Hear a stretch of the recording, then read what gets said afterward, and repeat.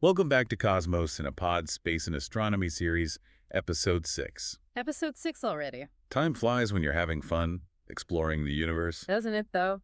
Today we're taking a deep dive into something pretty spectacular, the life cycle of stars. It's a story of, well, cosmic proportions, really. It is, from their birth in these vast nebulae. With their dramatic deaths, some of them at least. Yeah, when you look up at the night sky, it's easy to think of stars as just these static points of light, but But there's so much more going on.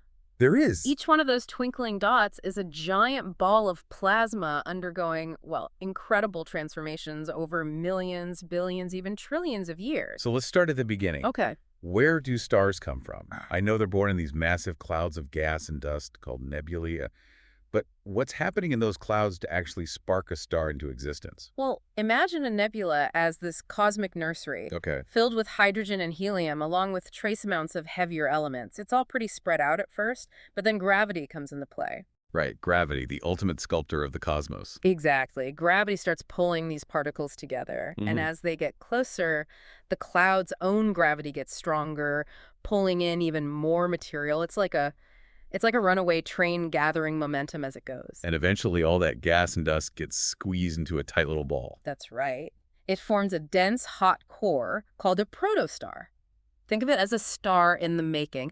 It's still gathering material and heating up. So at this point, it's not quite a star yet. Not yet. It's still growing, still evolving. As the protostar continues to pull in material, the pressure and temperature in its core, they just keep rising. So things are getting pretty intense down there in the core. Oh, incredibly intense.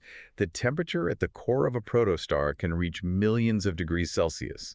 And eventually, something amazing happens. Okay. When the core hits a critical temperature of about 10 million degrees Celsius, nuclear fusion ignites. Nuclear fusion, that's the real game changer, right? Absolutely. It's what separates a wannabe star from a true star. It is.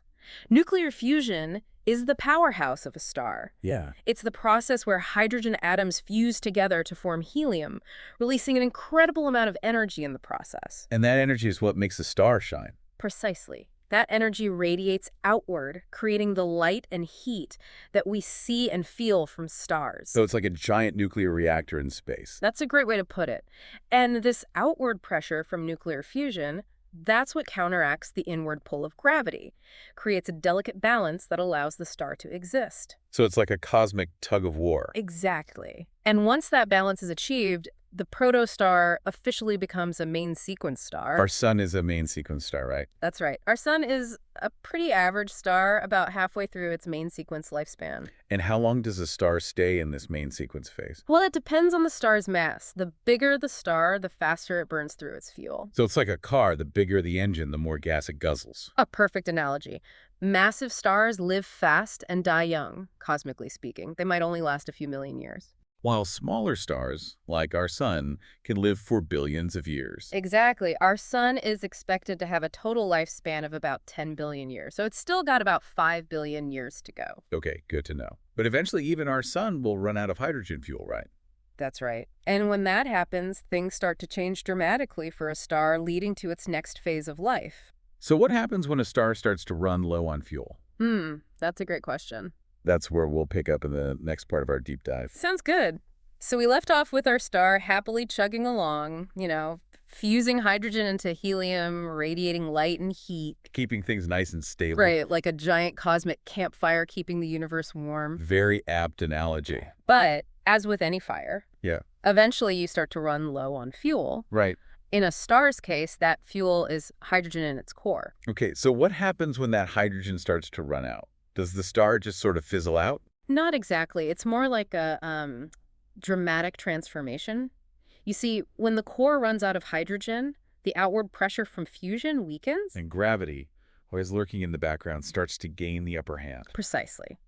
Gravity starts to compress the core, causing it to heat up even more.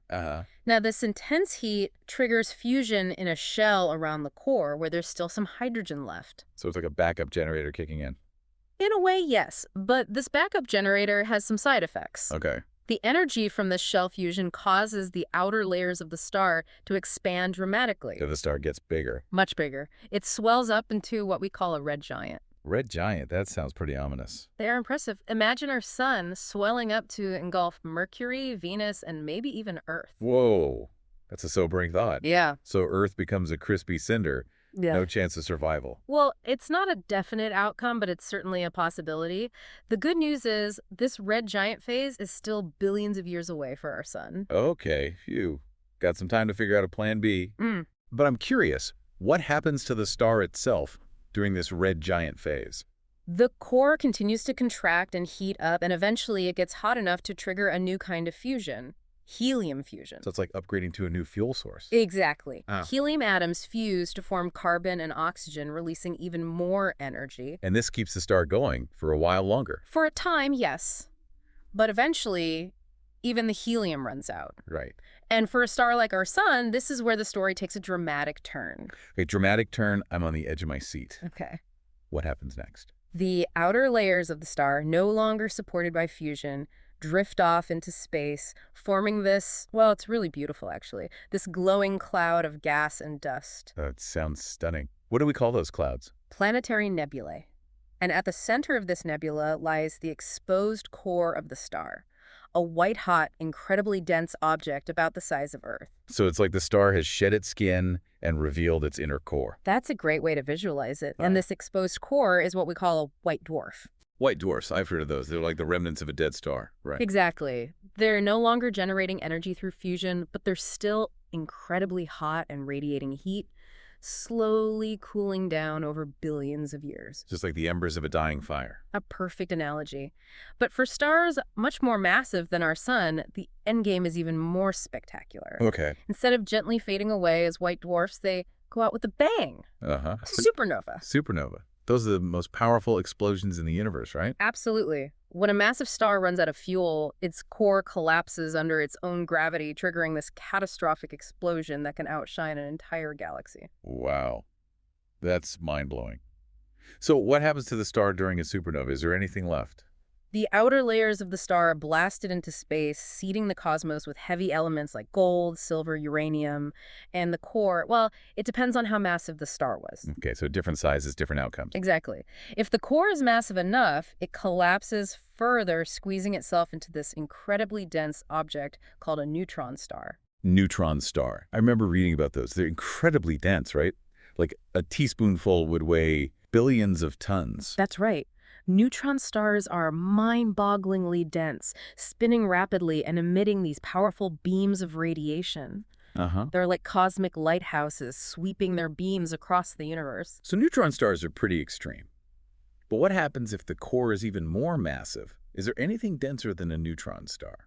That's where things get really mysterious. For the most massive stars, the core collapses beyond the neutron star stage, forming something even more extreme, a black hole. Black holes, the ultimate cosmic enigmas. I've always been fascinated by them. Tell me more about what happens when a black hole forms. Well, when the core collapses to form a black hole, its gravity becomes so strong that nothing, not even light, can escape its pull. So it's like a cosmic vacuum cleaner sucking up everything around it. In a way, yes. Anything that crosses the event horizon, the point of no return, is trapped forever. That's both terrifying and fascinating. It is. So black holes are invisible to us, right? Yep. Because no light can escape. That's right.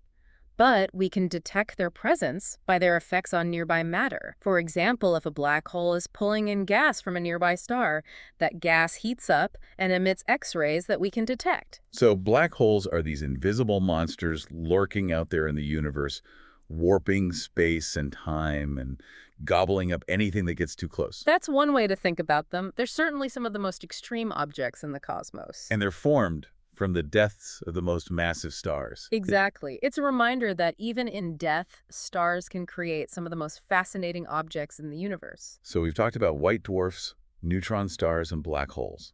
3 very different fates for stars. And each of these outcomes has a profound impact on the universe, contributing to this cosmic cycle of life and death. And that's what we'll explore in the next part of our deep dive. We'll delve into the concept of cosmic recycling and how the deaths of stars seed the universe with the ingredients for new stars, planets, and even life. So we've been talking about the spectacular ways that stars can die, going out in a blaze of glory as supernovae or collapsing into these incredibly dense objects like neutron stars and black holes. It's a pretty dramatic end to a star's life, but it's not really the end of the story, is it? That's right. It's kind of like the circle of life, but on a cosmic scale. Exactly. And that's where the concept of cosmic recycling comes in. Okay, cosmic recycling. Tell me more about that. Well, when a star dies, it doesn't just disappear. It releases this tremendous amount of material back into space. Right, we were talking about the outer layers of a star being blasted off during a supernova and forming those beautiful planetary nebulae. Exactly. And those planetary nebulae, along with the material ejected during, well, stellar winds throughout a star's life, Right. contain all sorts of elements that were forged in the star's core. So it's like the star is returning all those elements back to the universe. Precisely. And these elements, including carbon, oxygen, nitrogen, and even heavier elements like iron and gold, Wow. become the building blocks for new stars, planets, and even life. Wait, so the stuff that makes up our bodies, the air we breathe, the ground we walk on it, all came from stars. That's right. Every atom in your body, except for the hydrogen, was created inside a star billions of years ago. That's incredible. I mean, it's kind of mind-blowing to think that we're all made of stardust. It really is a profound thought. We are literally connected to the universe in a very tangible way. And it makes you realize that the death of a star isn't just an ending. It's also a beginning. Absolutely. The death of one star can seed the birth of countless others, along with planetary systems and potentially even life. It's a beautiful cycle, really. Yeah. And it makes me wonder, what will happen to all the material that our sun will eject when it reaches the end of its life? Well, in about 5 billion years, when our sun becomes a red giant, it will shed its outer layers, forming a planetary nebula. Right, and that material will eventually drift off into space. Exactly. And it might eventually become part of a new nebula where gravity will start to pull it together and the whole process will begin again. So the atoms that make up our bodies might one day be part of a new star or a new planet, or maybe even a new life form? It's certainly a possibility. It's all part of this grand cosmic cycle of creation and destruction, a cycle that's been going on for billions of years. And who knows what the future holds? Maybe one day, billions of years from now, there will be intelligent beings on a planet orbiting a distant star, and they'll look up at the night sky and wonder about the stars, just like we do. And maybe they'll even realize that they too are made of stardust, just like us. Well, I think we've covered a lot of ground today. We've journeyed from the birth of stars in these vast nebulae to their dramatic deaths as supernovae or their quiet fading as white dwarfs. We've explored the mind-boggling concepts of neutron stars and black holes. And we've delved into the profound idea of cosmic recycling, how the death of one star can seed the birth of countless others. It's been quite a cosmic adventure. And I hope our listeners have enjoyed joining us on this deep dive into the fascinating world of stars. I'm sure they have. It's a topic that never fails to inspire awe and wonder. So the next time you look up at the night sky, remember the incredible story unfolding above you. Each one of those twinkling points of light has its own unique tale to tell, a tale of birth, life, death, and rebirth. And remember that you are a part of that story, connected to the universe in a way that is both profound and beautiful. And if you want to keep exploring the mysteries of the cosmos with us, be sure to follow and subscribe to Cosmos in a Pod. We'll be back soon with more deep dives into the universe. Until then, keep looking up and keep wondering.